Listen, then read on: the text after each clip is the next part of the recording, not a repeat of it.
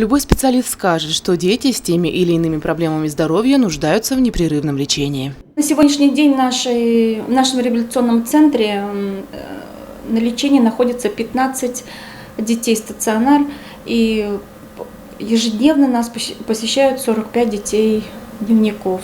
Лечение проходит такое, как массаж, ЛФК-лечение, у дефектолога, логопеда.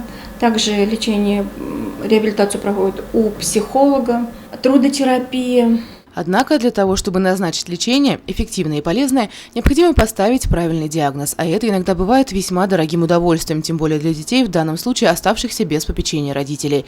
Международный день инвалидов, недавно открывшаяся частная клиника города, решила поддержать маленьких пациентов. Пригласили детей из реабилитационного центра «Мишутка».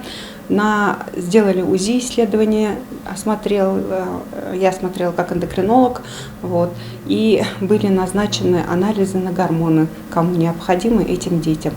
Мы детей-инвалидов сегодня в Мишутке посмотрели, и просим поддержать благотворительную акцию «Дари добро». Мы ее начали впервые в этом городе и передаем эстафету Институту региональных исследований. Елена Афанасьева, Эльхамитов, Радмир Исенгулов, Гулькина Раскильдин, телекомпания СТВ.